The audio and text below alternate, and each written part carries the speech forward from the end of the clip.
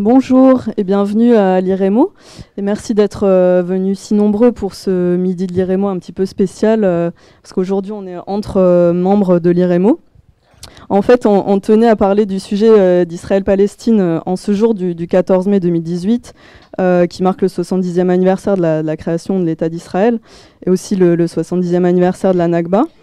Et on voulait partager en fait avec vous une réflexion, un débat qui traverse l'IREMO en interne. Parce que si les Israéliens ont un État depuis 70 ans, comme vous le savez, ce n'est pas le cas pour les Palestiniens. Mais ce statu quo n'est pas un statu quo sur le terrain, parce qu'avec des décennies de colonisation, ça a rendu le potentiel État de Palestine une sorte de gruyère ou un archipel qui est privé de toute continuité territoriale et coupé de sa capitale. Donc le contexte actuel est en plus très défavorable, comme vous le savez, avec la reconnaissance unilatérale par Trump de Jérusalem comme la capitale d'Israël, le transfert aujourd'hui de l'ambassade, enfin le transfert symbolique, et des projets de loi ou des lois votées par la Knesset qui envisagent clairement l'annexion, je pense dont parlera plus Dominique Vidal. Et dès lors, on ne peut pas s'empêcher de s'interroger si la solution à deux États est encore possible.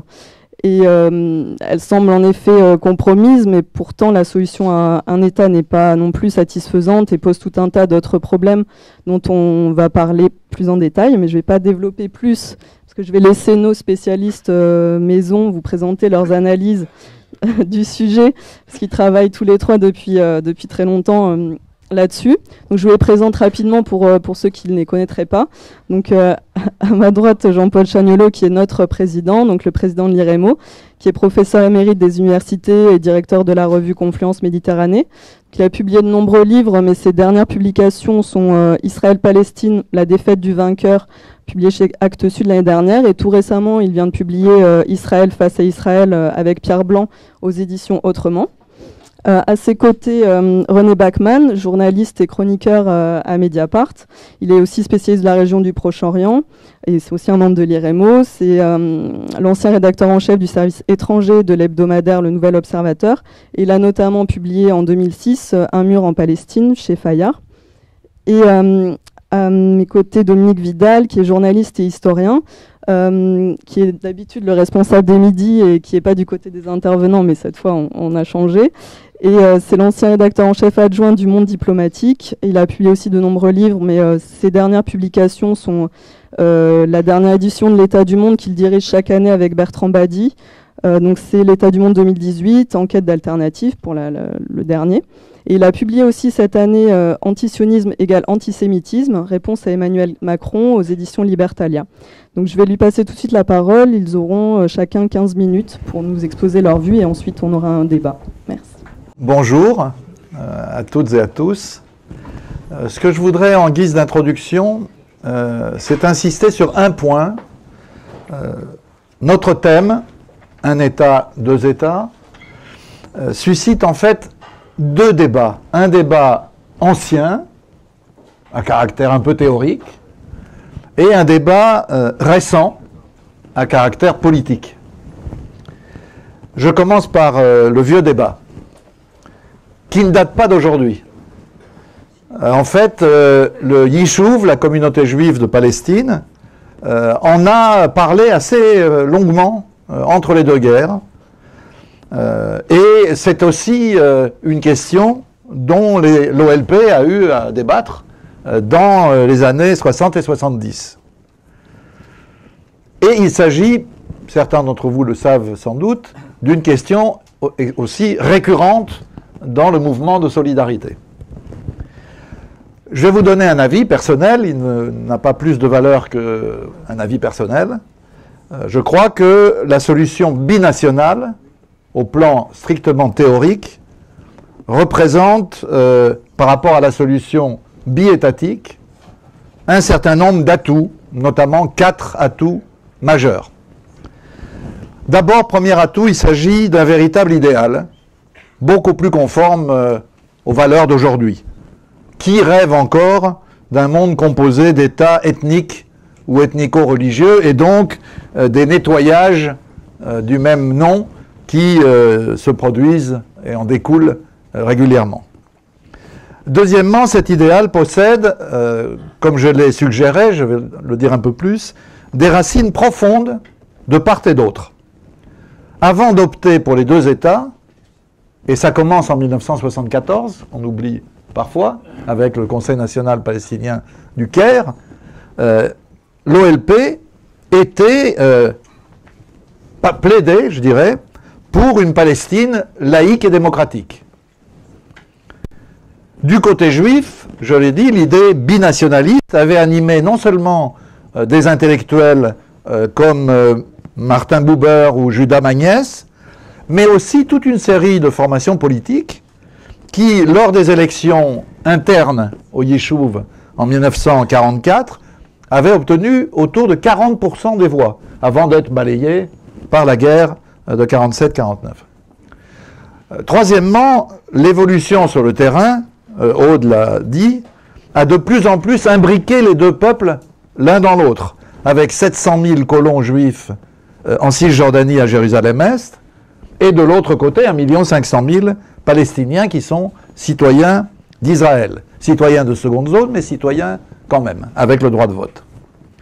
Et si les colonies stricto sensu n'occupent que 5% du territoire de la Cisjordanie, elles contrôlent, via leur territoire municipal, cité dans le cadastre, plus de 40% de la Cisjordanie. Sans oublier le mur, qui annexe de facto une partie du territoire, et la zone C, qui est de fait interdite aux Palestiniens.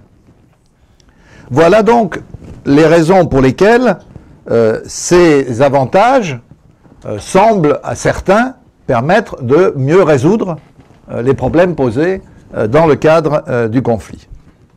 Mais on ne peut pas ne pas signaler aussi des faiblesses majeures de la solution binationale par rapport à la solution biétatique. D'abord, il y a un problème de droit international qui est celui de la volonté des peuples. Ce serait quand même paradoxal d'imposer un État binational démocratique à deux peuples qui n'en voudraient ni l'un ni l'autre. Et c'est encore le cas d'une très nette majorité d'Israéliens et d'une minorité de plus en plus importante de Palestiniens. Il faut les comprendre, je veux dire. L'idée de vivre avec les Israéliens dans un même État, alors que les Israéliens qu'on connaît, ce sont les soldats et les colons, pour l'essentiel, c'est évidemment pas quelque chose qui stimule la coexistence. Donc, beaucoup pensent qu'une étape biétatique serait une bonne transition pour que les uns et les autres acceptent un jour de vivre ensemble. Le deuxième obstacle relève de la lucidité politique. Depuis que l'OLP s'est prononcée en faveur des deux États, elle n'a pas réussi à obtenir le sien d'Israël, malgré la solidarité dont elle a pu bénéficier et qui s'est élargie au fur et à mesure du temps. Alors, comment imaginer d'imposer aux Israéliens un État unique démocratique qu'ils vivent, eux, comme la destruction de leur État? Alors que, je le rappelle, la création d'un État palestinien aux côtés d'Israël peut apparaître, à juste titre, comme un moyen d'intégrer Israël dans son environnement arabo-musulman. Enfin, et c'est peut-être l'essentiel, si le rapport de force n'est pas suffisant pour imposer un véritable État binational démocratique, j'insiste bien sur ces termes, alors est-ce qu'on ne risque pas, avec cet État unique, de se retrouver dans la situation actuelle, celle du Grand Israël, c'est-à-dire d'un système d'apartheid pour ce qui concerne la Cisjordanie et Jérusalem-Est. Quid du statut des deux peuples, dont l'un jouit de tous les droits et l'autre d'aucun, y compris les droits politiques, j'entends. Quid du statut des colonies, dont il faudrait, paraît-il, accepter le maintien au nom de l'équilibre avec les Palestiniens d'Israël. Quid des garanties auxquelles ont droit et dont ont besoin les deux peuples et les trois religions, garantie à court, à moyen et à long terme. Bref, la bataille pour l'égalité des droits au sein d'un même État risque d'être une bataille longue et ardue. Je dirais même qu'elle risquerait de perdre en visibilité au niveau international par rapport à ce qui se passe aujourd'hui. Cette dernière série de remarques que je viens de faire nous amène en réalité au nouveau débat. C'est mon deuxième point. Parce que, comme on dit, pour danser le tango, il faut être deux. Et il en va de même de la question de la perspective de la solution du conflit israélo-palestinien. Or, pour l'instant, il n'y a plus qu'un danseur, ce sont les Palestiniens. Les Israéliens qui, même dans les dernières années, faisaient encore mine de jouer le jeu, ont officiellement déclaré forfait. En fait, le problème, on en parlait à l'instant avec Jean-Paul avant de venir, c'est la sous-estimation en France de la radicalisation des dirigeants israéliens qui s'accélère depuis les élections de 2015. C'est vrai sur la question des libertés des citoyens israéliens, j'entends, auxquelles les nouvelles lois votées depuis 5 ou 6 ans par la Knesset portent gravement atteinte. Je n'ai pas le temps de développer, on pourra le faire dans le débat si vous voulez. C'est vrai aussi, on en parle très peu, des alliances qui amènent Benjamin Netanyahou à flirter avec Viktor Orban, lequel fait l'apologie du régent collabo Horthy, ou avec Kaczynski, qui interdit par la loi toute évocation de la collaboration de Polonais, collaboration massive, on le sait, avec les nazis, ou encore des relations qui se tissent entre Benjamin Netanyahou et l'ensemble des forces d'extrême droite ouest-européennes, à l'exception, officiellement en tout cas, du Front National. Mais l'essentiel, pour ce qui concerne notre débat, n'est pas là, c'est le fait que l'extrême droite, de Naftali Bennett à Miri Regev, en passant par Ayelet Shaked, a mis le cap sur l'annexion de la Palestine, bande de Gaza exclue. Et il ne s'agit pas seulement, comme on l'entend ici ou là, de discours sur l'annexion, ça c'est pas neuf, il s'agit de loi. La loi du 6 février 2017 ouvre la voie à l'annexion de la Cisjordanie. C'est l'objectif affiché par Naftali Bennett, qui a porté cette loi et l'a fait passer, malgré à l'époque l'opposition de Benjamin Netanyahou. De même, l'amendement de la loi de 1980 sur Jérusalem rend presque impossible toute restitution d'une partie de la ville aux Palestiniens dans le cadre d'une négociation. Il y a aussi, mais là c'est des projets, pas des lois votées, le projet de loi sur l'annexion des 5 blocs de colonies qui se trouvent à l'est de Jérusalem, qui ajoute 140 000 nouveaux colons juifs à la démographie de la ville et exclut toute installation d'une capitale palestinienne à Jérusalem-Est. Enfin et surtout, et j'attire vraiment votre attention sur ce point, la Knesset vient de voter en première lecture, il reste donc 2 lectures, selon le processus juridique en Israël, une loi fondamentale, c'est-à-dire une loi constitutionnelle, donc beaucoup plus difficile à remettre en cause, qui enterre le fameux oxymoron État juif et démocratique, oxymoron qui avait quand même l'avantage d'inclure le mot démocratique, l'adjectif démocratique, au profit d'une définition d'Israël comme, je cite, État-nation du peuple juif. Et comme il faut que les choses soient claires, les députés ont voté un texte qui dit que seul le peuple juif a droit à l'autodétermination en Israël. Et si ce n'est pas assez clair, le texte a retiré à l'arabe son statut de langue officielle de l'État d'Israël prévu depuis la déclaration d'indépendance. Tout cela est absolument contraire, mot pour mot, à la déclaration d'indépendance. Donc, si vous voulez, on ne peut pas être plus clair. On ne peut pas ne pas voir que l'extrême droite, aujourd'hui, remplace la perspective des 2 États par celle d'un État unique dont les Palestiniens annexés avec leurs terres ne jouiraient pas de leurs droits nationaux et politiques, à commencer par le droit de vote. Quid d'ailleurs du droit de vote des Palestiniens d'Israël? Alors on aurait deux catégories de Palestiniens, certains n'auraient pas le droit de vote et d'autres auraient le droit de vote. On devine si c'est vers le haut ou plutôt vers le bas que la normalisation risque de se faire.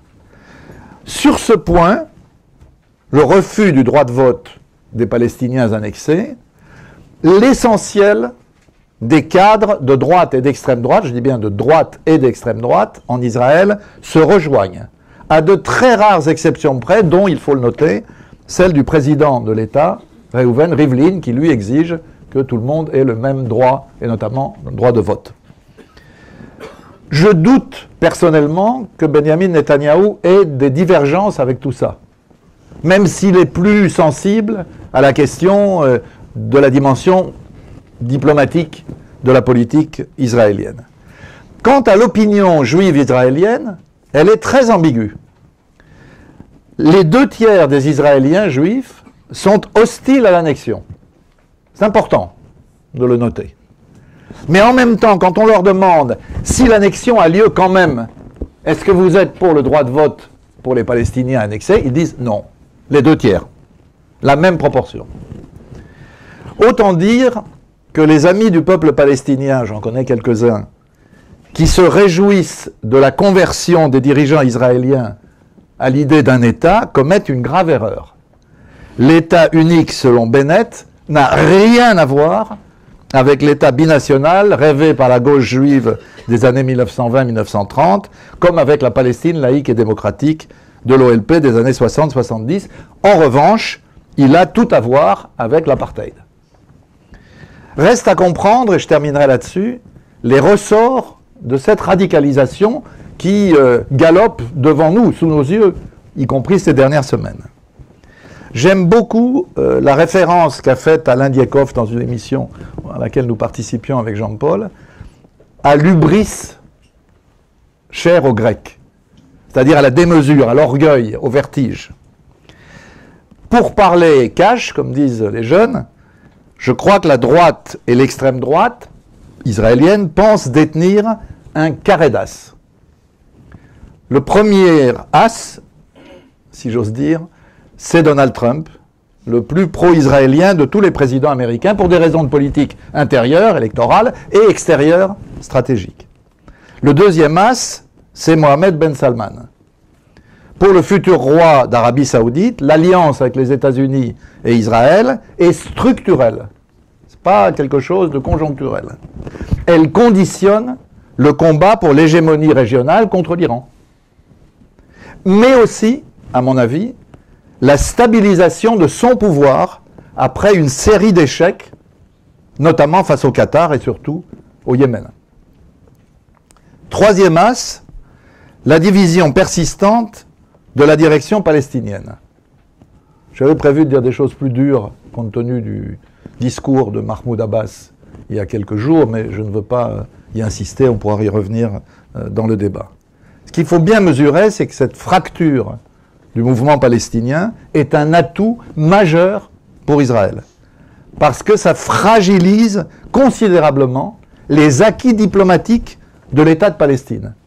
C'est quand même paradoxal, on a 138 États dans le monde qui reconnaissent l'État de Palestine, mais il n'a pas de gouvernement.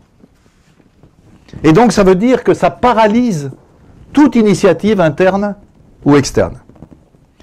Les extrémistes au pouvoir en Israël jouent aussi sur un quatrième as, qui est le chaos régional, de la Syrie au Yémen, en passant par l'Irak, sans oublier le bras de fer Arabie Saoudite-Iran, autant de crises qui marginalisent la question palestinienne et en détournent l'attention des diplomaties, mais aussi des opinions. Voilà ce que Bennett et compagnie essayent d'exploiter sans attendre. Une fenêtre d'opportunité dont rien ne garantit que les différents éléments de ce carré d'as seront durables, d'où la volonté d'aller vite. Quelles leçons on peut tirer de cette évolution globale qui bouleverse la grille de lecture antérieure, celle, disons, du processus de paix je mets des guillemets, à processus et à paix d'Oslo. Et d'abord, je dirais, la première question à se poser, c'est qui doit tirer les leçons? Bien sûr que nous avons tous, y compris nous ici, modestement, le droit de réfléchir à ce nouveau paysage, mais seuls, je veux y insister clairement, seuls les Palestiniens et ceux des Israéliens qui défendent leur droit à l'autodétermination sont légitimes à élaborer une stratégie nouvelle. Prétendre le faire à leur place serait non seulement prétentieux, mais surtout ridicule. Ce qui frappe en tout cas, c'est l'affaiblissement de part et d'autre de la solution des deux États dans les opinions. Cette solution est désormais minoritaire, de peu en Israël, et de moins en moins majoritaire, disons, pour être gentil, du côté palestinien. Et on commence à percevoir, ces dernières semaines, parmi certains dirigeants de l'OLP, je pense en particulier à Saeb Erekat, qui est secrétaire général, mais aussi parfois à Mahmoud Abbas, notamment dans son discours à l'Assemblée générale de l'ONU, des signes d'un possible changement de stratégie. Le problème, et je termine là-dessus, c'est comment faire pour tenir les deux bouts. Qu'est-ce que je veux dire par là? Je veux dire, d'un côté, préserver les acquis diplomatiques de la reconnaissance de l'État de Palestine et de l'ensemble du corpus juridique international, notamment à l'ONU, qui sous-tend cette reconnaissance. Je rappelle qu'on ne parle pas là de choses de détail. Le dernier vote, pour m'en tenir là, de l'Assemblée générale sur le droit à l'autodétermination des Palestiniens, le 19 décembre dernier, il a été acquis par 176 voix contre 7. Et parmi les 7, il y avait la Micronésie, les îles Marshall, Nauru et Palaos. Donc ça veut dire qu'on est dans un rapport de force diplomatique au sein de l'ONU de 176 contre 3. Ah, évidemment, dans les 3, il y a les États-Unis. Dernière remarque, et je m'arrêterai là, mais je vous propose d'y réfléchir. Cette évolution dont j'ai parlé là, elle est extraordinairement paradoxale, puisque le mouvement sioniste avait pour objectif de créer un État à majorité juive, ce qu'il a fait en expulsant les Palestiniens en 1947-49 et en créant effectivement un État à majorité juive. Et voilà que 70 ans après, ces dirigeants ultra-sionistes, si on peut utiliser cette expression, sont en train de créer les conditions d'un État binational de fait à majorité arabe. Puisqu'aujourd'hui, nous avons déjà 6,5 millions de Palestiniens et 6,5 millions de Juifs dans le territoire du Grand Israël ou de la Grande Palestine, comme vous voyez. Voilà qui mérite, à mon avis, réflexion. Je vous remercie de votre attention.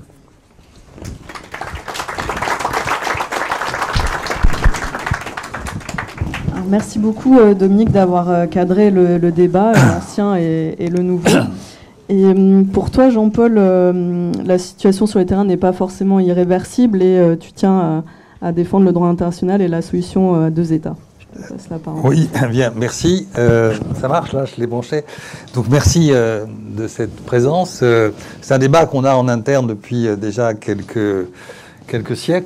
Et on s'est dit que ça serait peut-être pas mal de l'élargir, car je crois que c'est une question à laquelle tout le monde réfléchit. Alors, bon, Dominique vient nous donner un cadre que je trouve excellent à tous égards, parce qu'en plus, il a redonné de la profondeur historique à ce problème, et je pense que c'est vraiment tout à fait important.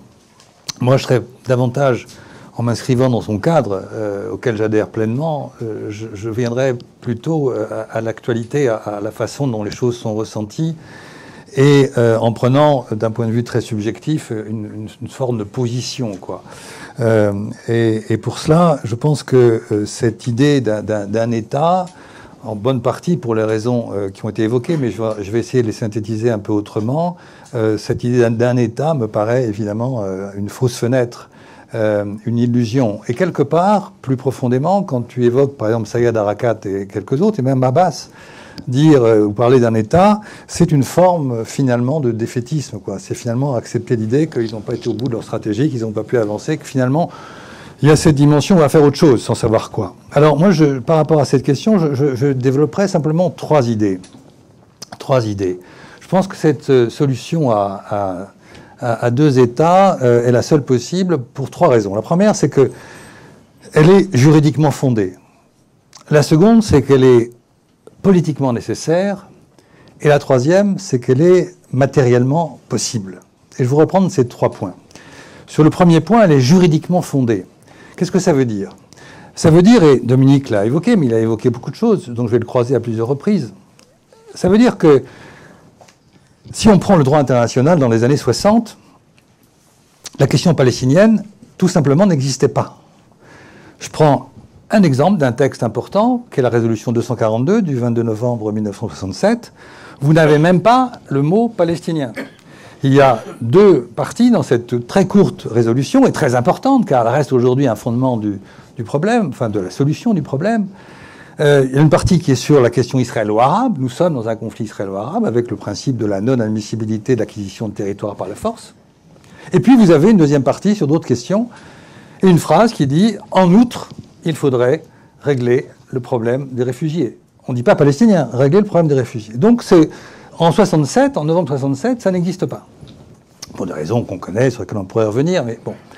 Et puis, si je prends des années plus tard, une résolution, par exemple, la 1397, qui est du mois de mars 2002, où là, le Conseil de sécurité adopte, pour la première fois véritablement, il y avait d'autres textes avant, bien entendu, mais celui-là est assez emblématique, il disait, dans son préambule, le Conseil de sécurité fait sien l'idée d'une vision d'une région dans laquelle il y aurait deux États, Israël et un État de Palestine.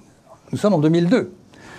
Et si je prends une résolution plus récente encore, qui est encore plus complète, parce qu'elle reprend toutes les résolutions antérieures, c'est la résolution 2334 de décembre 2016, qui dit très clairement que, reprenant le principe de l'inadmissibilité de l'acquisition de territoire par la force, dit très clairement que la seule solution possible, ce sont les deux États, et qu'il faut impérativement qu'Israël arrête toutes les activités de peuplement qui sont un obstacle à la paix, un obstacle à la solution de deux États. Donc le Conseil de sécurité, avec l'adoption à l'unanimité du texte, les Américains s'étant abstenus, c'était encore Obama, nous sommes en décembre 2016, Obama a encore 3 semaines devant lui, et donc nous sommes dans ce schéma où la communauté internationale, le monde entier assume cette inscription dans le droit international. Alors je ne suis pas là pour dire qu'on va revisiter le droit international, mais pour rappeler ce que signifie le droit international. Le droit international, ce n'est finalement que la traduction, la conclusion, le résultat de combats politiques très forts. Autrement dit, il n'y a pas de légalité internationale sans qu'il y ait eu auparavant des combats politiques et une légitimité internationale patiemment acquise. Et donc aujourd'hui, il a fallu, pour que ces textes existent, il a fallu des décennies de batailles à tous les niveaux. Et d'abord menées, bien entendu, par les Palestiniens, mais tous ceux qui ont pu les pousser dans leur combat légitime, qui est finalement le droit à l'autodétermination, comme on disait un peu autrefois. Donc vouloir aujourd'hui changer de stratégie, comme d'ailleurs Dominique l'a évoqué à un moment donné, ça serait au fond balancer aux orties, aux oubliettes, des acquis fondamentaux, ou alors reprendre, comme ça vient d'être dit, il faudrait tenir les deux bouts entre une hypothétique solution à un État et puis tout ce qui a été acquis dans le droit international. Je crois que cet équilibre, il n'a pas de sens. Donc il me paraît fondamental de rappeler que la légalité internationale est un problème fondé sur la légitimité. Et j'ajouterai un point, c'est que dans ces conditions, ceux qui sont en capacité d'imposer le droit ou de vouloir s'imposer sur le droit, eh bien, ce sont les Palestiniens qui veulent maintenant réussir la bataille sur laquelle ils ont échoué jusqu'à maintenant, qui est la bataille de l'effectivité. Mais je voudrais bien qu'on distingue deux choses. Ils ont gagné la bataille de l'inscription sur le droit, ils n'ont pas encore gagné celle de l'effectivité, c'est-à-dire du fait que le droit soit mis en œuvre. Mais c'est pas parce qu'on n'a pas encore gagné celle de l'effectivité qu'il faudrait balancer tous les acquis de la première séquence, considérable et difficile, qui fut celle de l'inscription dans le droit. C'est donc la première idée, c'est juridiquement fondé. La deuxième idée, c'est que c'est politiquement nécessaire. Je dis politiquement nécessaire parce que il y a dans cette affaire, quand on parle d'un État, on va très vite dans le vague. Mais si on regarde de plus près, on s'aperçoit que seule cette solution est possible et que donc elle est d'autant plus nécessaire que l'autre est un leurre. Et elle est un leurre pour au moins deux types de raisons qui s'ajoutent à celles ou qui croisent celles que Dominique a évoquées. La première raison, ça porte sur la question du peuple palestinien dans sa diversité, dans sa fragmentation contemporaine. Et la seconde raison, c'est évidemment la question de ce que veulent les Israéliens aujourd'hui. Alors, la première raison, ce sont les Palestiniens. Mais en fait, réfléchissons très concrètement. Moi, si j'avais 20 ans, ce serait sympa, si j'avais 20 ans en Palestine, je serais pour la solution à un État. Parce que je vois bien les impasses, les impossibilités de cette solution à deux États. Donc je serais assez découragé. Je dirais, bon, essayons de trouver autre chose. J'y crois plus. Je ferais partie de la génération d'Oslo, comme l'on dit. Et très bien. Mais si j'étais toujours cette Palestinien de 20 ans, et si j'étais à Gaza, déjà, je poserais peut-être la question différemment. Parce que vivre à Ramallah et vivre à Gaza, comme chacun sait, c'est très différent. Est-ce que ça me concernerait, cette solution à un État? Je ne crois pas. Parce que dans tous les cas de figure, Gaza est balancé, englouti dans la mer. Si j'étais un Palestinien de 20 ans à Beyrouth, eh bien, qu'est-ce que je ressentirais profondément? Si j'étais un réfugié de Beyrouth, je sentirais l'exclusion. La solution en État, ça veut dire qu'on m'a oublié. Ça veut dire qu'on ne parle plus de moi. Et de ce point de vue-là, l'histoire est tout à fait baroque. Parce que, au départ, la question palestinienne, dans sa reconstitution, dans sa reconstruction, de sa renaissance, elle part des réfugiés. Ça part de la Nakba en 1948. Et puis, à un moment donné, ça bascule, dans les années 80 en particulier, par exemple 87 avec l'Intifada, ça bascule dans la question des Palestiniens occupés, sous occupation. Et donc on oublie la figure du réfugié. La figure du réfugié s'estompe. Et à un moment donné, on ne la voit plus, on n'en parle plus. Et puis à côté des réfugiés, il y a évidemment tous les autres qui ne sont pas des réfugiés, mais qui sont à l'extérieur de la Palestine et qui sont dans la diaspora. Et pour cela aussi, l'idée d'un seul État n'a pas de sens, car évidemment, ils ne seraient pas concernés. Ils n'auraient ni drapeau, ni passeport, ni identité, bref, ils seraient laissés pour compte. Et si on fait le calcul, c'est pratiquement pas tout à fait la moitié, mais une bonne partie du peuple palestinien qui est complètement hors jeu avec cette pseudo-solution à un État. La solution à un État, finalement, ne concernerait que les Palestiniens sous occupation. Et je reviens sur Gaza. Je ne pense pas que Gaza soit inclus dans cette affaire. On fait souvent le calcul, comme vient de le faire à l'instant Dominique, il y a 6,5 millions, sauf que 6,5 millions, on inclut les 2 millions de Gazaouis. Mais en fait, dans la réalité concrète, géopolitique, beaucoup pensent que ces 2 millions, eh ben, il faut les enfermer là où ils sont, et il ne faut pas les intégrer de quelque façon que ce soit. La question de Gaza est en quelque sorte une question à part entière. Donc, si on réfléchit à ça, sur cette première raison, on exclut une bonne partie des Palestiniens. Donc les Palestiniens qui en parlent oublient peut-être que d'autres Palestiniens seront totalement, comment dirais-je, laissés de côté. Il faudra, et puis si je prends un symbole qui est celui de l'OLP qui a bataillé pour essayer de rassembler le peuple palestinien pendant 20 ou 30 ans, eh bien on ferait le constat, dans une affaire comme celle-là, du démembrement du peuple palestinien. Du démembrement. Donc ça serait un échec tout à fait considérable. C'est le premier aspect du politiquement nécessaire. Mais il y a un deuxième aspect du politiquement nécessaire. C'est que, maintenant, considérons les Palestiniens qui sont dans cet État unique. Et encore, les termes binationaux, il faudrait savoir ce que ça veut dire. Fédéraliste, pas fédéraliste, enfin, c'est très compliqué. Mais prenons les Palestiniens, donc qui seraient concernés. Il y a 3 hypothèses. La première, c'est de dire, ça sera simplement la zone C. On va annexer la zone C. La zone C, il y a combien? Il y a peut-être 300 000 Palestiniens maximum. C'est une toute petite partie de la population qui s'y trouve. Donc, qu'est-ce qu'on ferait de ces 300 000? Est-ce qu'ils auraient le droit de vote? Pas le droit de vote, ça revient en débat tout à l'heure. Ou bien, on va annexer l'intégralité de la Cisjordanie. À ce moment-là, on se retrouve à plus de 2,7 millions, 3 millions avec Jérusalem de Palestiniens. On passe de 300 000 à 3 millions. Et puis si on ajoute les Gaza, on est à 5 millions. Vous voyez déjà les différents registres très précis, très concrets qu'il faut prendre en compte. Et à ce moment-là, se pose la question de leur statut. Et dans chacune des hypothèses, le raisonnement est différent. Plus il y a de Palestiniens, plus ça pose de problèmes par rapport au statut du point de vue israélien. La démocratie israélienne s'arrête là où la démographie menace leur propre souveraineté. Et là, il y a un point très important du point de vue juridique. qu'il faut bien avoir à l'esprit. Ce point de vue est le suivant. On peut débattre à l'infini des droits politiques, c'est-à-dire droit d'association, droit de vote en particulier, et bien d'autres choses encore. Et c'est ce qui se passe aujourd'hui pour les Palestiniens qui vivent en Israël. Ils sont dans cette situation, ils ont des droits de citoyens, de seconde zone sans doute, mais des droits de citoyens. Mais il y a une ligne rouge fondamentale qu'ils ne peuvent en aucun cas dépasser. Et donc, dans l'hypothèse de cet État, eh bien, cette ligne rouge sera encore plus massive, plus importante. C'est l'idée que, dans une démocratie, qui est le souverain? Qui est le maître, finalement? Dans une démocratie, le raisonnement, c'est de dire, c'est le peuple. Or, en Israël, on le sait bien, et Dominique l'a rappelé, le peuple, oui, est maître, est souverain. Mais c'est le peuple juif. Ça ne peut pas être le peuple palestinien. Ça ne peut pas être des Palestiniens.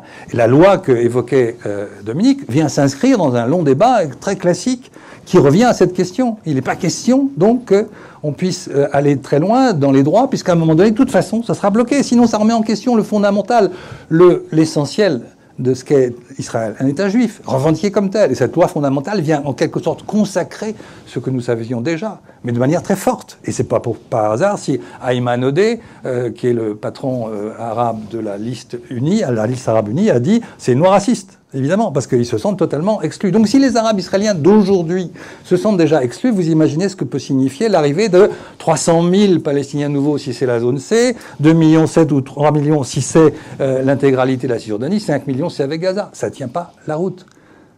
Donc non seulement on a exclu dans mon raisonnement précédent une bonne partie des Palestiniens, mais ceux qui restent sont soumis à finalement ce qu'a dit Dominique, à de l'apartheid. Donc c'est politiquement nécessaire d'en rester à la solution à deux États. Et pour inclure l'intégralité du peuple palestinien et pas oublier une grande partie, et aussi parce qu'il y a cette réalité fondamentale qui est absolument indépassable. Juridiquement fondée, politiquement nécessaire, et enfin, matériellement possible. Matériellement possible, je prends cette idée parce que souvent on dit il n'y a plus de place pour un État palestinien. C'est très facile. Dès que vous voyez une carte, celle qu'on a mise par exemple pour présenter ce débat, quand on va sur place, c'est encore plus net, quoi. On a l'impression d'être entouré de colonies qui sont très reconnaissables pour tous ceux qui connaissent bien la région et qui sont toujours en haut, sur les collines, souvent avec des toits rouges. Bref, on a le sentiment qu'à chaque fois qu'on y va, il y en a davantage encore. Et donc, il n'y a plus d'espace. Or, je crois que c'est un raisonnement qui est doublement critiquable. Le premier c'est pour des raisons, je dirais, purement matérielles. La seconde, c'est pour des raisons politiques. Sur le plan matériel, c'est critiquable parce qu'en réalité, on fait la confusion entre les différents niveaux de contrôle et de maîtrise foncière. Si on regarde ce que tient aujourd'hui Israël, alors je ne vais pas donner de chiffres dans les détails, mais enfin, globalement, la zone C, ça représente 61% de la Cisjordanie. Donc là, ça veut dire que actuellement, Israël tient par la zone C l'essentiel du territoire. Puis dans la zone C, il y a différents degrés, il y a de contrôle. La vallée du Jourdain, par exemple, est presque intégralement sous domination et sous contrôle israélien. Les Palestiniens ayant beaucoup de difficultés pour pouvoir y parvenir, pour y passer, s'ils ne sont pas résidents. Donc on a là mais ce ne sont pas des constructions, ce n'est pas des colonies. Il y a des zones militaires, il y a des zones réservées, enfin bref. On a beaucoup de zones, et si on descend comme ça, si on regarde point par point le type de contrôle militaire et d'emprise foncière, on va arriver à un chiffre, s'agissant des colonies, même en prenant en compte leur espace qu'ils contrôlent aujourd'hui, qu'ils dominent aujourd'hui, on doit être entre 5, 6, 7, 8% du territoire. 5, 6, 7, 8% du territoire, et par conséquent, la colonisation, dans sa matérialité, je dis bien dans sa matérialité, pour le reste c'est une autre affaire, eh bien, ne peut pas empêcher la création d'un État palestinien. Il pourrait très bien y avoir assez de territoire et l'État de Palestine sera encore X fois plus grand que Singapour ou que le Luxembourg, des pays qui ont très largement connu un succès sur le plan économique et financier. Car je crois qu'il y a des potentiels, et c'est ça qu'il faut voir, importants dans cet État de Palestine, et des potentiels à la fois agricoles, mais aussi, il ne faut pas l'oublier, là je remets Gaza dans la boucle, le potentiel qui est lié aux ressources gazières qui sont au large de Gaza et qui sont aujourd'hui totalement, comment dirais-je, gelées pour plein de raisons que chacun devine. Donc, ce n'est pas la matérialité du terrain qui doit empêcher de penser la réalisation d'un État de Palestine, la territorialisation d'un État palestinien. Et l'autre question que j'évoquais, c'est politique. La politique, c'est précisément prendre en compte les difficultés, les obstacles, et non pas être lié par du matériel ou de la matérialité. Et de ce point de vue-là, dans les différentes négociations, malheureusement, il n'y en a pas eu depuis bien longtemps maintenant. La dernière remonte peut-être, à mon avis, sur ce point-là, au débat entre Olmert et Abbas, c'est-à-dire en 2008, où il a été question des swaps. Ces swaps, qu'est-ce que c'est? Ce sont des échanges de territoires, ce qui veut dire que, eh bien, il y aurait annexion de certaines de ces grosses colonies, notamment celles qui sont proches de la ligne verte, et c'est là qu'elles sont surtout, mais pas uniquement, bien sûr. Et puis, en échange, il y aurait, dans le schéma de ce qu'on a pu savoir de la négociation entre Abbas et puis Olmert, il y avait un agrandissement, un élargissement de la bande de Gaza, des compensations ont été discutées. Même la Ligue des États arabes, lorsque Kerry a fait ses navettes, même la Ligue des États arabes a évoqué la question des swaps, c'est-à-dire des échanges territoriaux. Donc le politique peut régler ça. Ce qui manque, donc, c'est pas l'espace, c'est la volonté politique. Et la volonté politique, bien entendu, elle revient à un rapport de force. Et le rapport de force, on le connaît. C'est ça qui est la vraie question. Donc voilà. Donc je crois que la direction palestinienne aujourd'hui a une responsabilité historique très importante. Parce qu'effectivement, la configuration actuelle est complètement en sa défaveur pour plein de raisons. Comme ça a été aussi évoqué tout à l'heure. Mais il n'empêche que ce qui manque aujourd'hui à la direction palestinienne, même si la configuration est lourde, elle est pleine de contraintes, c'est précisément d'avoir une stratégie. Or, ils en ont moins deux, voire peut-être trois.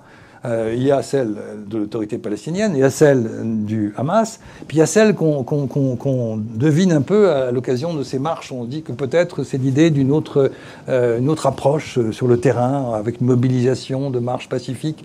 Bref, la résistance pacifique chère à certains d'entre vous, notamment Bernard Ravenel qui est là. Voilà, et donc on est peut-être dans cette réflexion-là, mais pour l'instant, ils ne sont pas capables de véritablement choisir.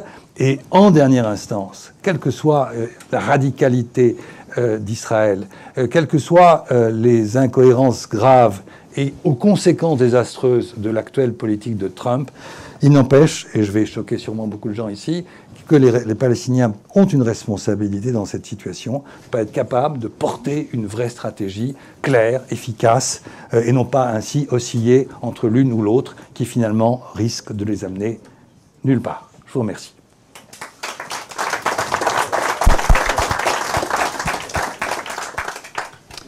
Merci beaucoup Jean-Paul pour cette analyse et d'avoir explicité pourquoi la solution à deux États peut toujours être d'actualité.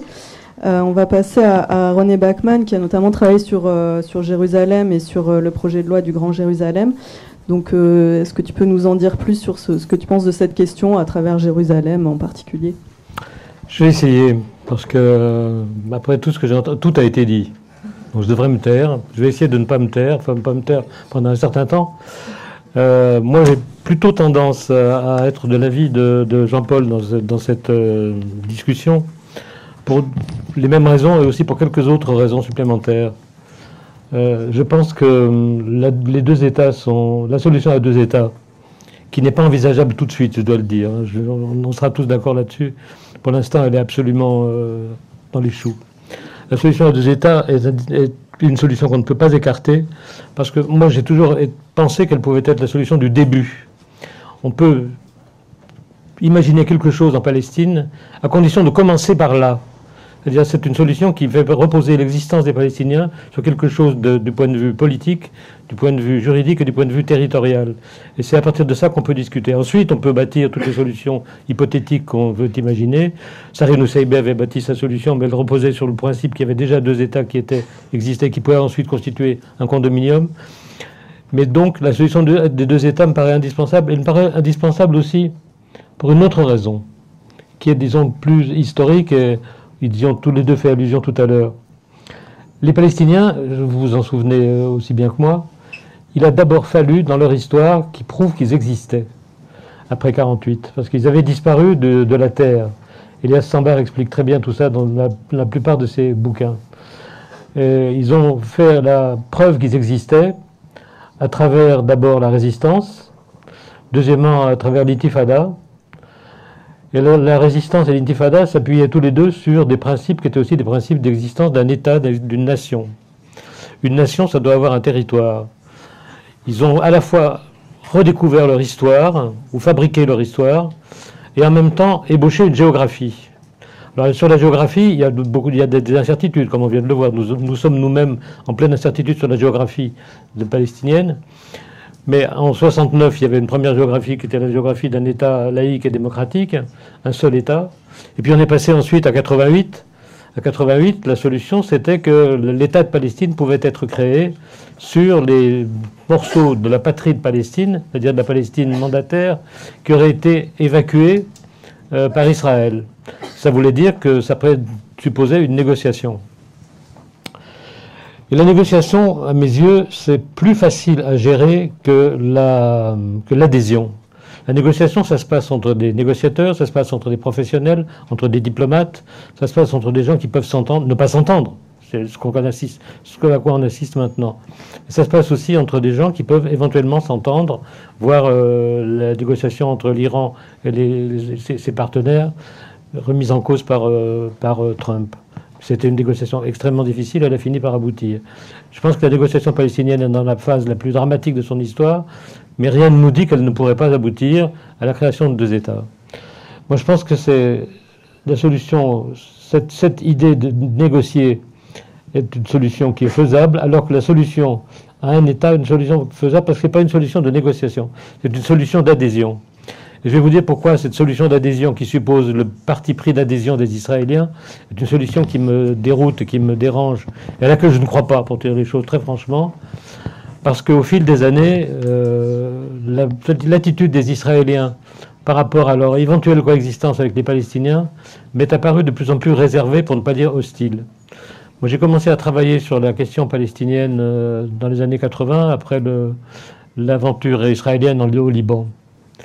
À ce moment-là, quand je discutais avec des amis palestiniens, ils étaient partagés. Il y en avait qui étaient pour la solution de 69, et il y en avait d'autres qui cheminaient lentement vers la solution de 88, c'est-à-dire la solution d'un État palestinien vivant côte à côte avec un État israélien, après une négociation sur le tracé des frontières. Le tracé des frontières étant à peu près clair, puisque les frontières de l'État palestinien sont à peu près définies, comme on le sait, en fonction de 67, des frontières de 67, 48 et 67.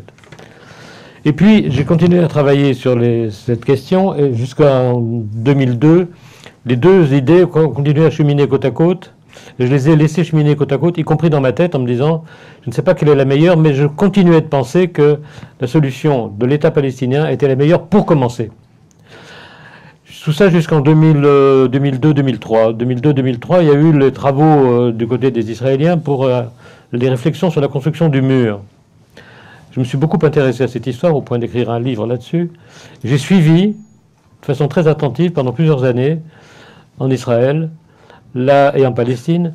La construction, c'était surtout en Israël, parce que le débat était surtout sur les Israéliens. Comment fallait-il le construire? Où allait-il passer? Quel tracé allait-il suivre, etc. Et cette discussion sur la construction du mur, pour moi, a été tout à fait éclairante. Parce qu'au fur et à mesure que le temps passait, d'abord, à mes yeux, la vraie raison pour laquelle le mur était imaginé par les Israéliens était de plus en plus évidente. Et en plus, la vraie raison, vous la savez, c'est une raison. Il a été construit en principe, c'est ce qu'on a dit aux Palestiniens, c'est ce qu'on a dit aux Israéliens, et c'est ce qu'on a dit aussi au monde extérieur. Le mur a été construit pour protéger les Israéliens des agressions palestiniennes après une série d'attentats. En fait, il n'a pas du tout été construit pour ça. C'est la raison pour laquelle il ne mesure pas 365 km comme la ligne verte, mais 700 et quelques. Il a été construit pour autre chose. Il a été construit pour quoi? Il a été construit pour annexer une énorme proportion du territoire palestinien, notamment autour de Jérusalem. Je reviendrai ensuite sur Jérusalem parce que c'est capital, à double titre et sans humour dans cette histoire. Le tracé de ce mur définissait une manière de coexister entre Israéliens et Palestiniens qui était à mes yeux insupportable. Comment les Israéliens que je connaissais, que j'avais l'habitude de voir, avec qui je parlais, qui me disaient qu'ils étaient pour la solution d'une coexistence avec les Palestiniens, pouvaient-ils tolérer qu'on construise un mur? C'est l'exact contraire de la discussion, c'est l'exact contraire de la coexistence à mur. À partir de ce moment-là, je me suis rendu compte que dans l'opinion publique israélienne, l'idée de la coexistence, l'idée de la vie avec les Palestiniens, était une idée qui avait régressé totalement. Et plus le temps est passé, plus cette idée a régressé. À un point tel qu'aujourd'hui, on en est arrivé à une situation où le mur n'est pas seulement un mur, c'est aussi un rideau. C'est-à-dire qu'il obscurcit totalement, il bouge totalement l'existence des Palestiniens aux Israéliens. Les Israéliens vivent aujourd'hui comme si à côté d'eux, il y avait un rideau. Derrière ce rideau, il y avait n'importe quoi, mais ils s'en foutent. Ça leur est complètement égal. Il y a un endroit où le rideau pose un problème, c'est du côté du sud, la vers Gaza. Quand le rideau bouge un peu trop, qu'il y a de l'agitation, on envoie quelques F-16, on tire, on tue. Depuis ce matin, il y a déjà eu 7 morts. On tire, on tue, et ensuite on se calme. Et cet élan de non-connaissance du voisin m'a conduit à penser que la société israélienne était de moins en moins apte à accepter une coexistence. Et ça s'est manifesté. Alors, c'est là où il y a une chose bizarre.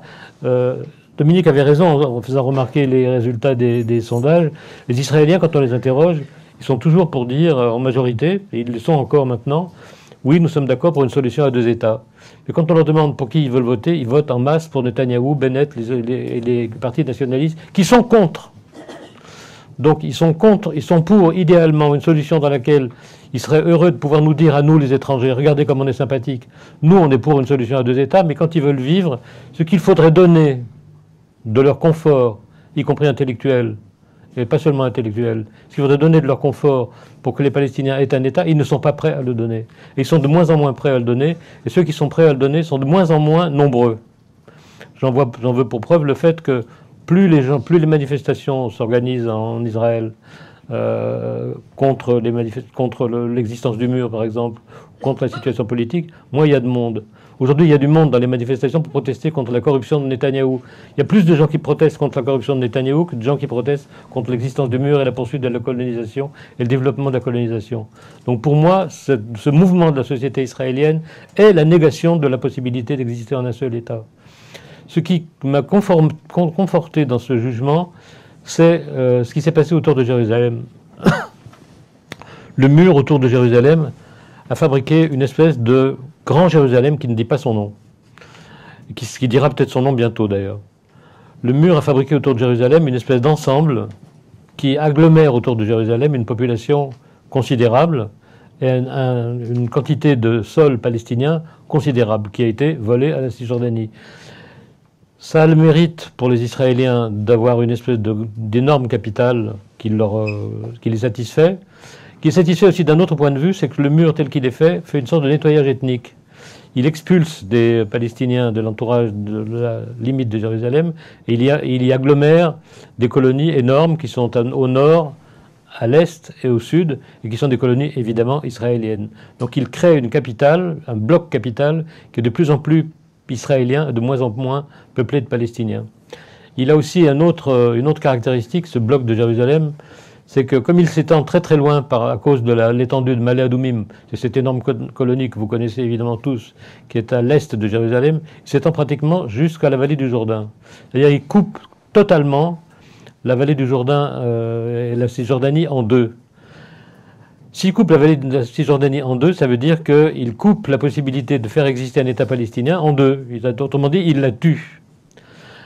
Et l'existence de Jérusalem, l'existence du mur, le fait que la disproportion entre les moyens des Palestiniens pour circuler en Cisjordanie et ceux des Israéliens soit en train de croître de façon absolument démesurée, a fait pour moi que l'idée d'imaginer, la possibilité d'imaginer une coexistence des deux peuples dans le même territoire, avec les mêmes droits, est totalement absurde. Je n'y crois plus du tout. Plus du tout. Et je n'y crois d'autant moins quand je vois la manière dont la circulation est organisée justement en Cisjordanie. Qu'est-ce qu'on voit en Cisjordanie? En Cisjordanie, vous avez un système que j'appelle, moi, depuis longtemps, l'apartheid routier. Vous avez des routes sur lesquelles seuls les Israéliens sont autorisés à circuler et des routes sur lesquelles seuls les Palestiniens ont la possibilité de circuler. Elles ne se croisent jamais, elles se passent dessus, en général par des ponts ou des tunnels. Et dans les tunnels, ceux qui sont dessous sont toujours les Palestiniens, ceux qui sont dessus sont toujours les Israéliens. Ça veut dire que depuis, disons, 30 à 35 ans, tout ce qui a été fait de main humaine en Palestine par les Israéliens a été fait pour rompre toute possibilité de coexister, pour rompre toute possibilité de vivre à côté les uns des autres, pour rompre toute possibilité de partager un avenir démocratique. Je ne reviens pas sur le fait que pour vivre dans cet État, les Israéliens d'aujourd'hui réclament que ce soit un État juif et que si c'est un État juif, les Palestiniens n'y ont pas leur place, ou alors sous la forme d'un État d'apartheid où ils seraient des sous-citoyens.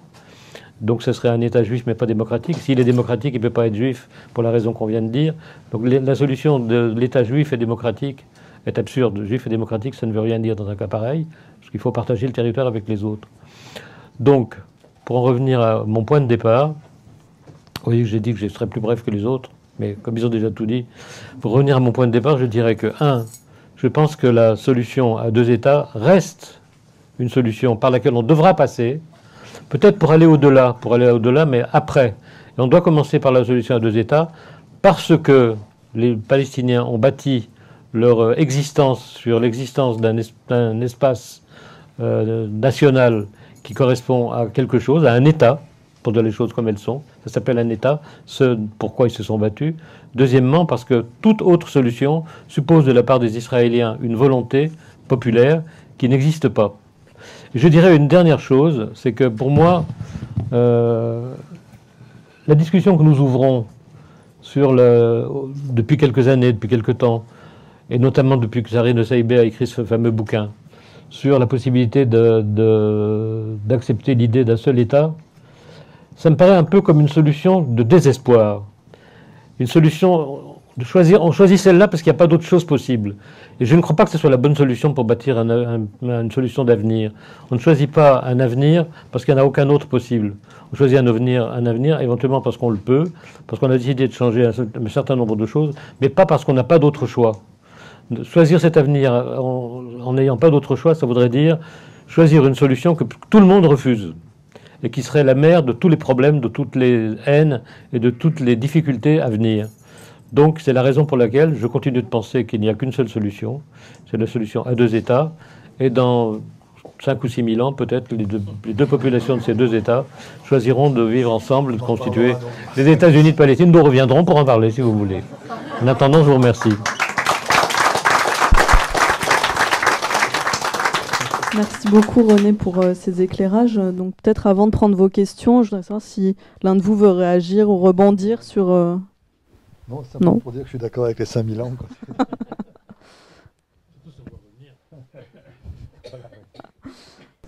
Je suis en désaccord absolu avec l'idée de revenir dans 5000 ans. Je trouve que on a... Oui, quand même. Non, c'est très brièvement pour dire que je suis dans une position un peu particulière parce que, comme vous l'avez remarqué, je n'ai pas, moi, pris position en faveur d'une solution ou l'autre. Sauf dans l'idéal. Mais je crois que dans l'idéal, personne ici ne va défendre jusqu'au bout l'idée de solution d'État ethnique ou ethnico-religieux. Enfin, si c'était dans l'idéal, notre modèle laïque a quand même quelques avantages, me semble-t-il. Si je n'ai pas pris position, c'est pas par prudence, c'est simplement parce que, premièrement, je crois que la situation telle qu'elle a évolué est d'une complexité extrême et qu'il y a énormément d'éléments qui entrent en ligne de compte dont nous n'avons pas, en tout cas moi, une connaissance suffisante et une compréhension suffisante, y compris dans l'évolution des opinions, qui me paraît quand même être un point important pour réfléchir sur les solutions. Et deuxièmement, surtout, je le redis parce que parfois quand j'entends Jean-Paul, je me dis, ça y est, Jean-Paul a remplacé Mahmoud Abbas, en mieux, hein, en mieux. C'est-à-dire, c'est pas nous qui sommes les décideurs. Nous ne sommes pas, nous Français, ou nous Allemands, ou nous Groenlandais, en position de dire ce que doit être la stratégie des Palestiniens et, j'y insiste, de ceux des Israéliens qui sont favorables à l'autodétermination des Palestiniens. C'est les deux, hein, c'est pas seulement les uns ou les autres. Il faut avoir... au fond, l'idéal serait qu'on se transporte tous là-bas et que nous fassions ce débat avec la participation de sensibilités diverses d'ailleurs, parmi les Palestiniens, parmi les Israéliens. Moi, je connais des sensibilités très très différentes. Les arguments que Jean-Paul et René ont développés, je les partage très largement. Donc je ne vais pas commencer à faire semblant de ne pas être d'accord avec tel ou tel. Simplement, deux choses, je l'ai dit brièvement et sans polémique. Premièrement, ne rosissons pas la solution des deux États. Nous savons tous que c'est une solution compliquée à mettre en œuvre. On ne peut pas dire, par exemple, que les réfugiés voient leurs problèmes résolus dans les deux États. Nous savons tous que l'immense majorité des réfugiés palestiniens sont contre la solution à deux États. L'ont toujours été parce qu'ils ont toujours pensé, à tort ou à raison, que cette solution n'allait pas résoudre leurs problèmes. Et effectivement, nous savons que la question du droit au retour est une question, sans doute la question sur laquelle jamais aucun gouvernement israélien n'a accepté de faire le moindre petit bout de centimètre d'avancée. Sauf, mais il n'avait pas le mandat de son Premier ministre, Yossi Beilin et d'autres, quand ils ont négocié à Taba en janvier 2001, avec la délégation palestinienne. Il y a eu effectivement un petit bout de chemin. C'était un droit au retour quasi symbolique. Voilà, mais c'était symbolique. Il s'agissait de discuter si on admettait le droit au retour de 5 000, de 10 000 ou de 50 000, et cette question n'a pas été résolue dans la discussion. Mais donc, si vous voulez, je ne dis absolument pas, parce que je suis d'accord avec Jean-Paul là-dessus, que la solution à un État va miraculeusement résoudre le problème des réfugiés. Évidemment que non. Mais la solution à deux États non plus. C'est-à-dire on est devant une difficulté extrême. Et c'est normal, hein, parce que c'est ça l'histoire même des Palestiniens. C'est leur exode forcé, qui fait qu'aujourd'hui on a une complexité extrême, puisque la moitié du peuple palestinien ne vit pas en Palestine. C'est ça la réalité. Donc c'est très compliqué d'imaginer une solution pratique et réelle, pas seulement politique et théorique, du problème des réfugiés. De même, sur la question des colonies, moi je pense qu'il faut tenir compte des deux chiffres. Le chiffre de 5%, en gros, qui est celui de l'emprise territoriale concrète des colonies existantes. Il faut un peu agrandir avec les avant-postes, qui sont en train d'être légalisés. Mais l'autre chiffre est aussi un chiffre qui peut devenir un problème dans le cadre d'une négociation, c'est le cadastre. C'est-à-dire que ces colonies ont un territoire municipal qui, ajoutés les uns aux autres, tous ces territoires municipaux, forment 45% aujourd'hui, à peu près, de la Cisjordanie. Deuxième remarque, disons, ne sous-estimons pas la détermination de la direction israélienne, surtout l'actuelle, et des moyens dont elle dispose du fait des soutiens internationaux qui, pour une part, dû au hasard, personne ne pouvait imaginer l'élection de Trump assez longtemps, je veux dire, c'était quand même une surprise, de la même manière, qui pouvait imaginer que Ben Salman s'engagerait dans une alliance aussi active avec Israël, avec les États-Unis. Mais le fait est que ces éléments et d'autres que j'ai cités jouent pour faciliter l'extrême dureté des dirigeants israéliens. On a l'impression en ce moment que tous les jours, il y a une nouvelle provocation et tous les jours, une nouvelle avancée. Donc, je crois, avancer dans leur sens.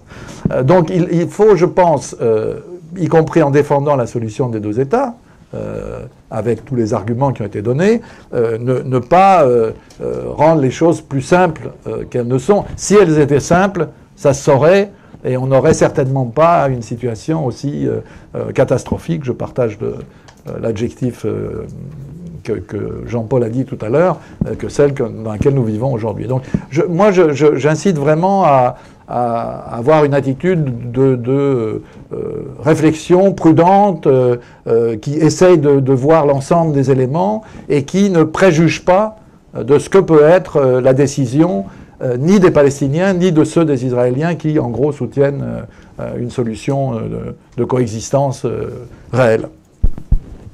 Un mot, Jean-Paul ? On va laisser la parole à la salle, je pense, mais juste, puisque à un moment donné, j'ai été bombardé par Dominique comme patron de l'OLP, là, si j'ai bien compris. Je m'en garderai bien. C'est une promotion. Oui, ça dépend comment tu vois le problème. En tout cas,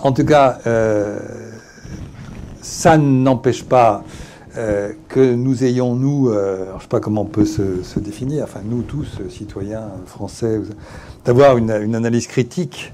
Et c'est ça que je voulais faire, simplement une analyse critique quand on voit ce que font les Israéliens, mais aussi ce que fait la direction palestinienne. Et de ce point de vue-là, on a eu, il y a pas très longtemps, il y a quelques mois, on était tous les trois d'ailleurs, dans une discussion où il y avait Mahmoud Abbas. Hein, c'est pas raconter des secrets, une réunion publique-privée, on va dire, où il a invité un certain nombre de gens comme nous. Et on était quand même un peu surpris, enfin moi j'étais très surpris, je ne vais pas parler pour vous, mais par son absence de vision stratégique, quoi. Ça m'a vraiment beaucoup surpris, quoi. Alors, contrairement à ce que dit Dominique, je ne suis pas monté sur la table pour dire voilà ce qu'il faut faire, c'est pas le sujet. Mais ça m'avait vraiment un peu choqué quand même. Et la seule chose que je retiens de cette réunion, qui était l'année dernière, il y a 2 ans, je ne sais plus, c'était l'idée de coopération sécuritaire. Il se raccrochait à cette idée de coopération sécuritaire avec Israël. Et on disait, bon, d'accord, mais il y a peut-être d'autres choses. Enfin bon, donc c'est ça que je voulais dire, tu vois. Bon, après, il y aura d'autres points sur lesquels on va débattre, mais je pense que vous êtes là aussi pour vous exprimer, donc je me tais. Alors, est-ce qu'il y a des questions? On va en prendre 3 ou 4 d'un coup. Moi, j'ai le micro. Juste. Allô? Oui, ça marche, ça marche. Oui. Bonjour. Oui, vous avez évoqué, Dominique Vidal, le droit au retour, qui est complètement d'actualité, puisque la manifestation organisée par le Hamas en ce moment, mouvement populaire, qui est le 3e volet de la stratégie du nouveau président de l'OLP, prône le droit au retour, qui est une impossibilité à la fois politique, puisque les Israéliens sont contre, et même juridique, puisque à la fois des déclarations de l'ONU et les accords d'Oslo, également, qu'il ne faut pas oublier, qui existent toujours, crée l'État israélien. Voilà. Est-ce que vous pensez que cette manifestation va avoir des prolongements qui mettront en danger ou qui compliqueront encore plus les histoires de solutions à 2 États ou à un État?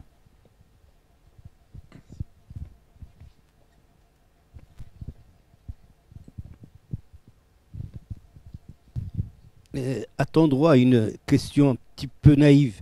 Vous avez parlé de solutions à 2 États, puis un État.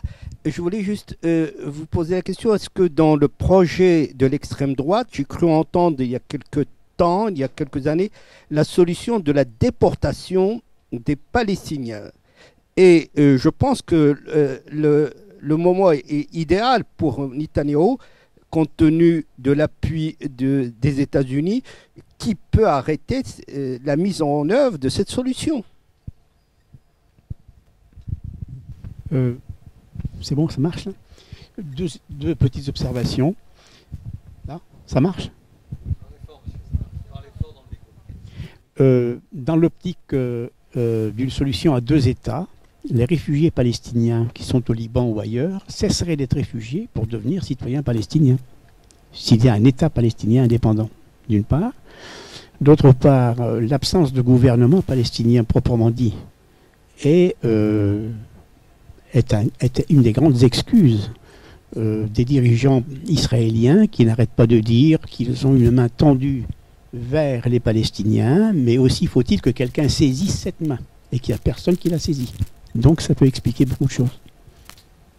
Et d'autre part, le chaos tel qu'il se profile maintenant, s'il y a une guerre régionale, effectivement, entre l'Iran, l'Israël, etc., s'il y a un vrai chaos, il y a certains auteurs qui pensent que ça serait l'occasion pour les dirigeants israéliens de déporter les Palestiniens d'Israël. Voilà.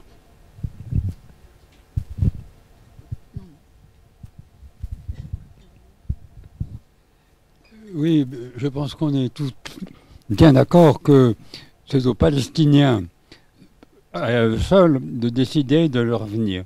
C'est tout à fait évident pour nous tous. Mais en même temps, je pense que les pays européens comme les pays arabes sont concernés et qu'ils ont très souvent été concernés et intervenus. Parfois pour le pire, ou quelquefois les pays occidentaux et même certains pays arabes pratiquement n'ont pas soutenu les Palestiniens.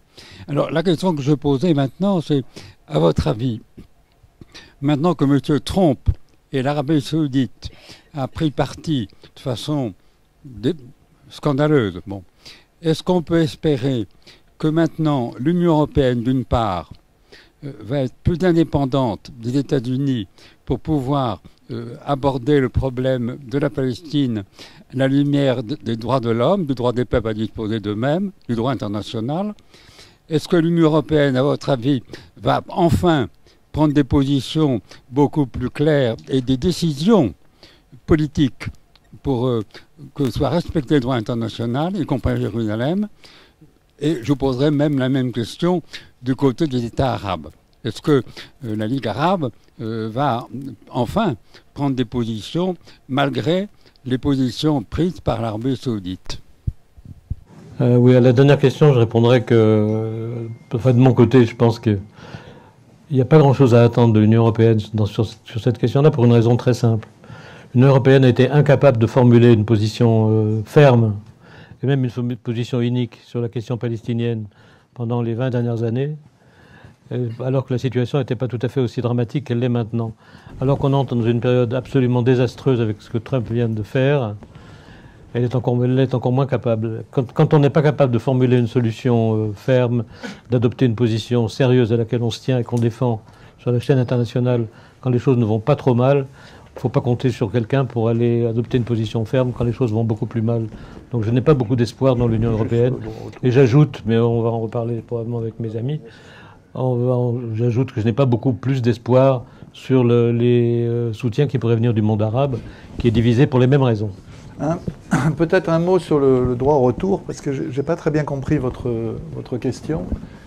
Il y a une base juridique extrêmement solide sur le droit au retour des Palestiniens. C'est la résolution 194 du 11 décembre 1948 de l'Assemblée générale des Nations unies.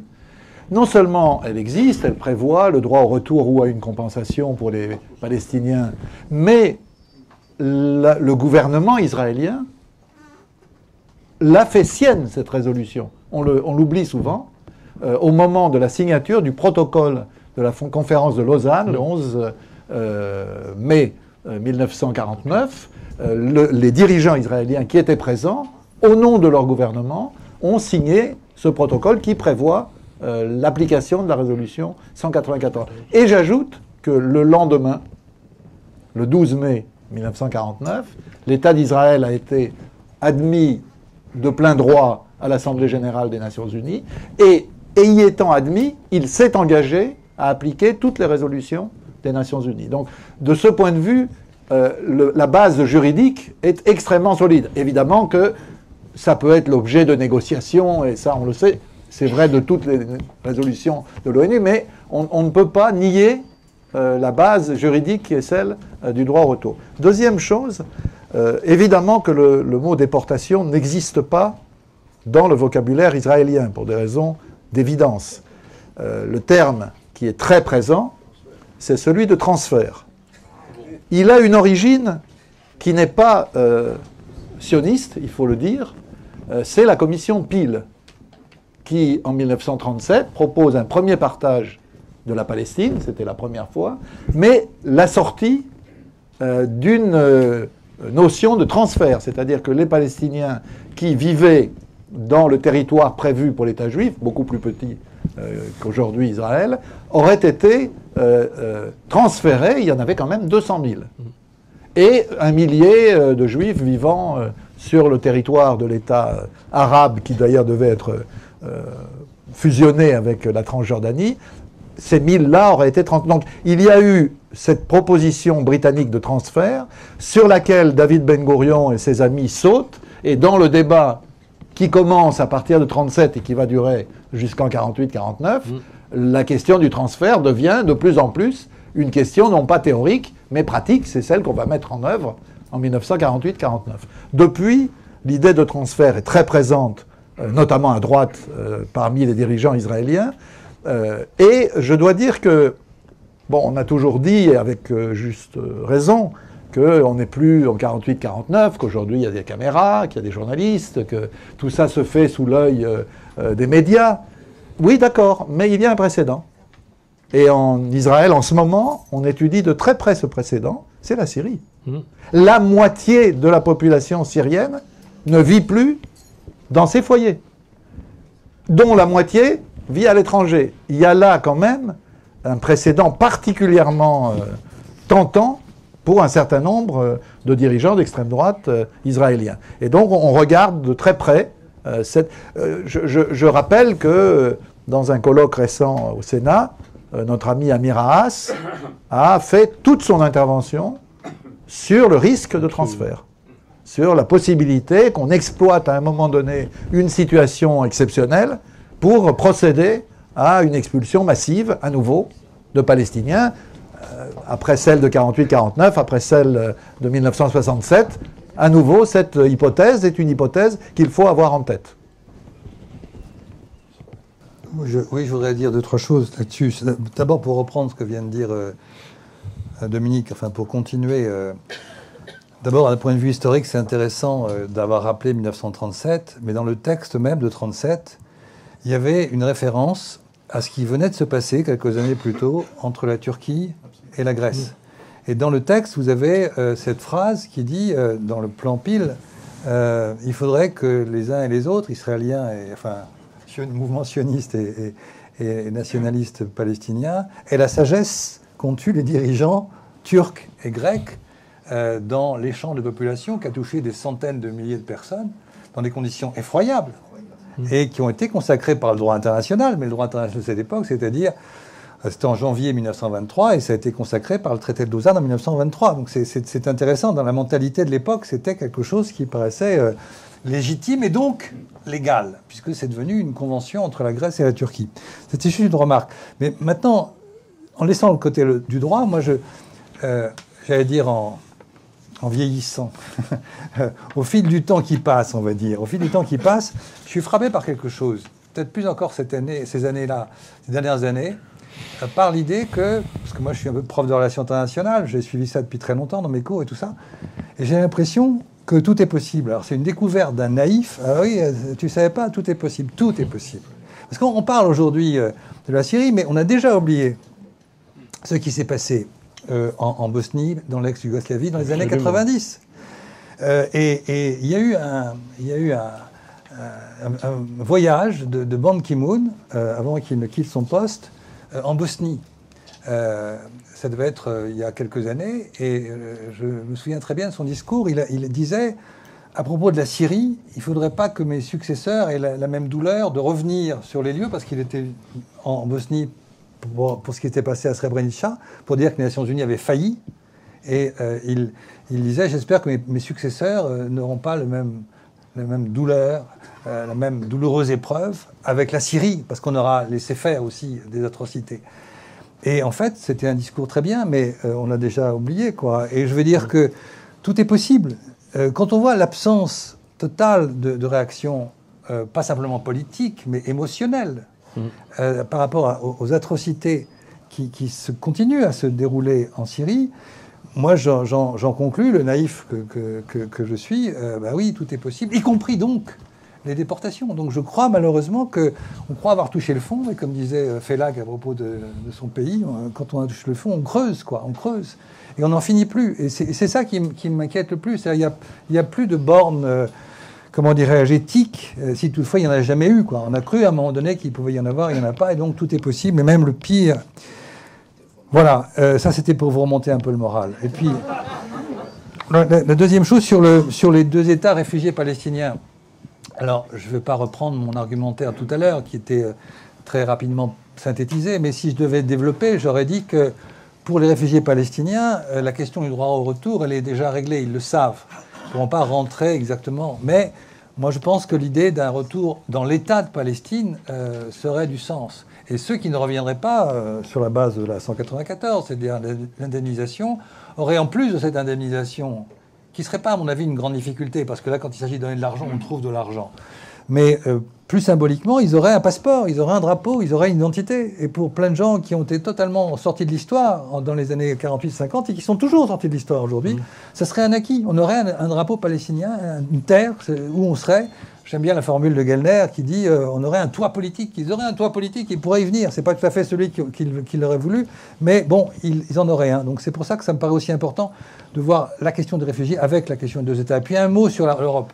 Alors bon, René a tout dit, bien sûr, mais simplement, il y a une nouveauté. C'est que l'Occident, ça ne vous a pas échappé, qui n'a jamais été homogène. Il y a toujours eu des contradictions. Il suffit de se souvenir de l'opposition Chirac-Bush au moment de l'Irak. Donc il y a eu des choses comme ça. Mais là ça a carrément, l'Occident a implosé. Il y a d'un côté Trump, il y a d'un côté les Européens. Et quand on entend Madame Merkel, qui n'est pas vraiment une anti-américaine forcenée, qui dit, et il est clair qu'on ne peut plus compter sur les États-Unis. Macron a dit la même chose. Alors maintenant, il faudrait qu'il passe aux actes, quoi. Et donc peut-être que devant cette déliquescence assez tragique de Trump, peut-être que c'est l'occasion, ou jamais, mais ça sera peut-être jamais, les Européens peuvent se ressaisir et peut-être définir une politique qui serait enfin la leur. Mais ça, on verra. On va prendre une autre série de questions qui seront les dernières.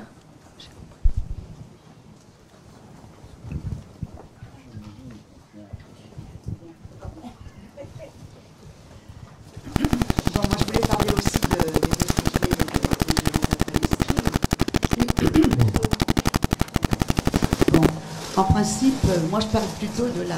Parce qu'on parle de deux États, alors on ne sait pas très bien les deux États, selon ceux qui prononcent... d'un État, je veux dire. Selon ceux qui prononcent ce mot, s'ils veulent parler d'un État sous souveraineté israélienne ou sous souveraineté palestinienne. Bon, évidemment, aujourd'hui, moi je pense que ce qui est important, l'État d'Israël existe et est bien installé, est puissant. L'État de Palestine n'existe pas, et ce qu'il faut, c'est que l'effectivité de l'État de Palestine, dans la mesure où l'Assemblée générale de 2012 a quand même tout dit sur ce que pourrait être de ce qu'est l'État de Palestine. Alors, l'État, il y a eu une Assemblée générale en 1949. Effectivement, qui a parlé du retour des réfugiés, mais le temps joue en droit aussi. C'est-à-dire que c'était des gens qui étaient nés en Palestine, qui devaient être en Israël, disons, dans ce qui est devenu Israël. Aujourd'hui, ça n'est plus la même population. Et moi, j'ai parlé à des réfugiés.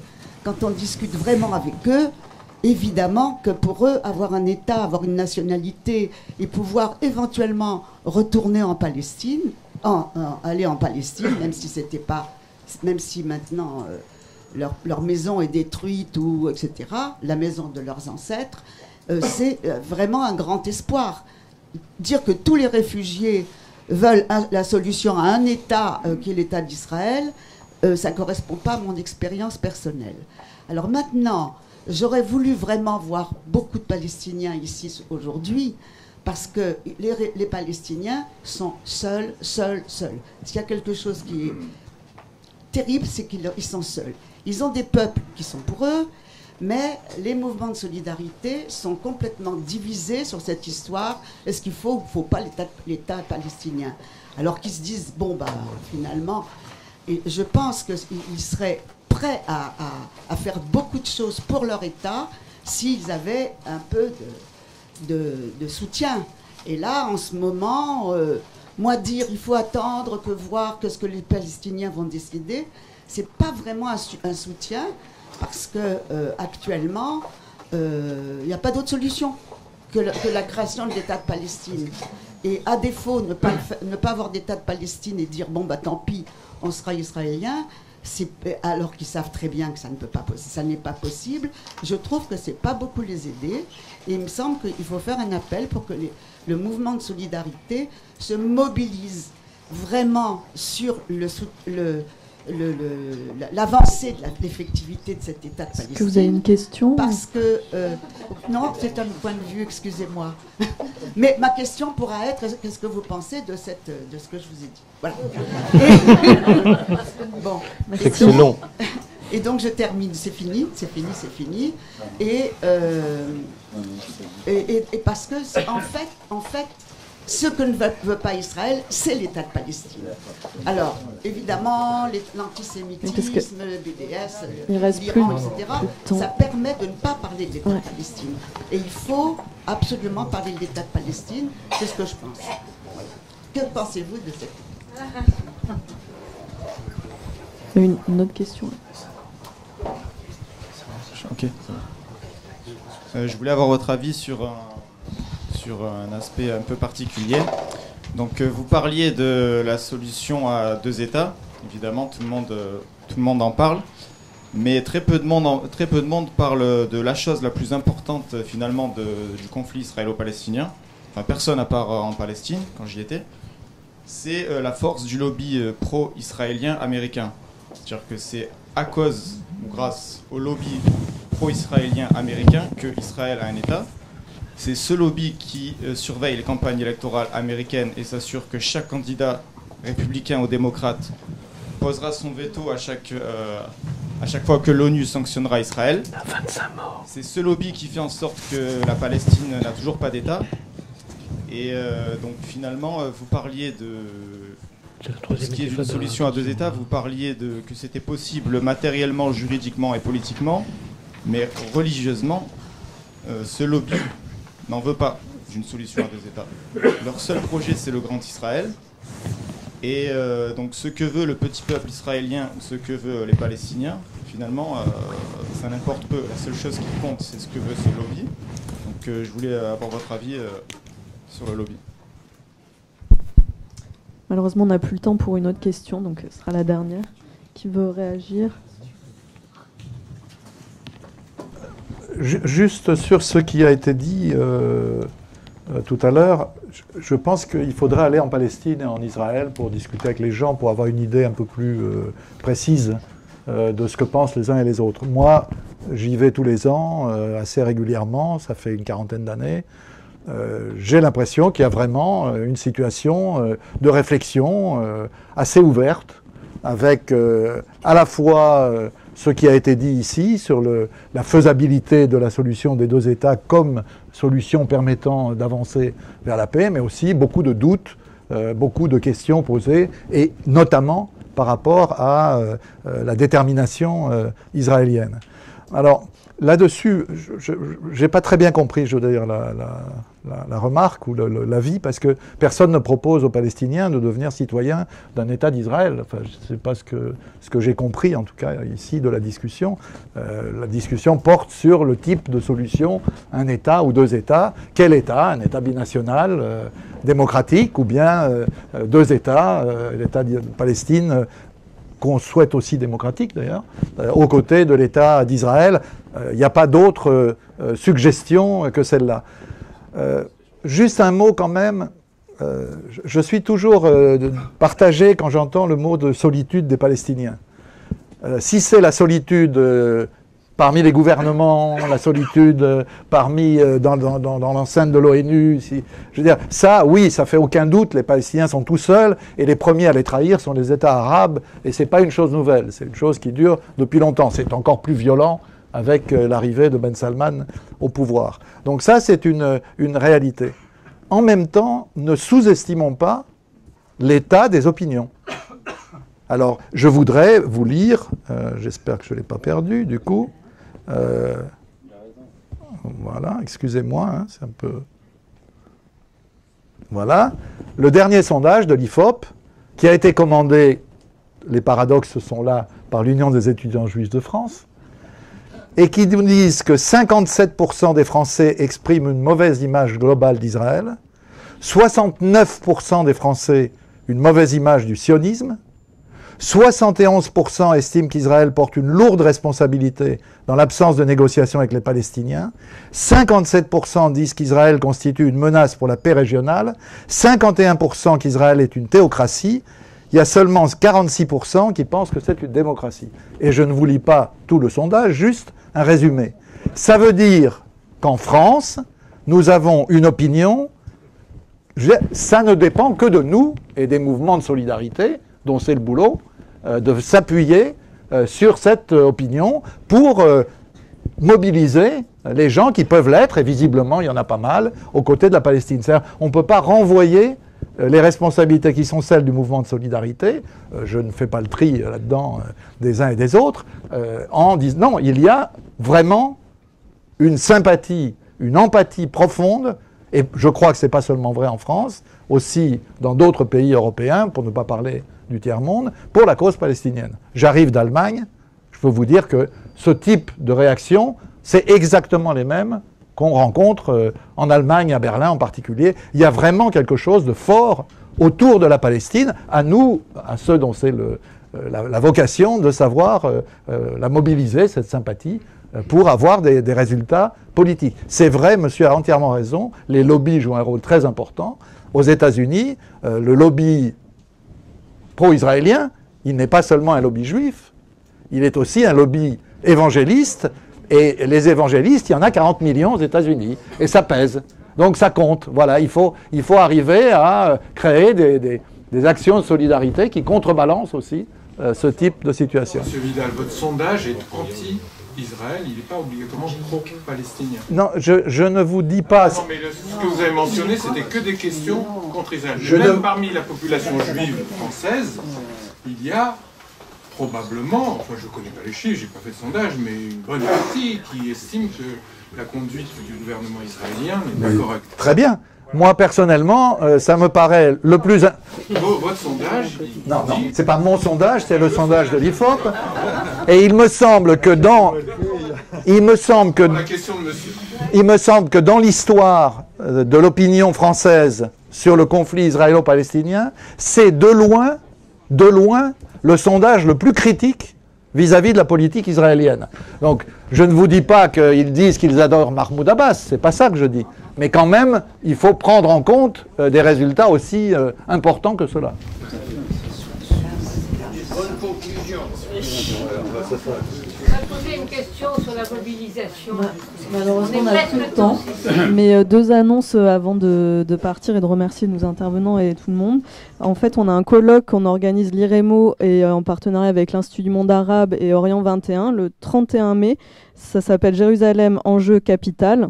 Donc ça va approfondir ce qu'on a vu aujourd'hui, mais à travers plutôt la question de Jérusalem, sur la vie quotidienne concrète des habitants là-bas, le rapport des consuls également européens qui traitent de ces questions, et aussi les positions diplomatiques internationales sur Jérusalem. Donc le 31 mai, c'est en entrée libre, voilà, 14h, à l'Institut du monde arabe. Et ce vendredi 18 mai, on a un autre midi avec l'intellectuel libanais, c'est un grand intellectuel, Fawaz Traboulsi, sur son dernier livre, Soit FR, sur les relations entre Européens et Proche-Orient. Voilà, merci beaucoup à tous.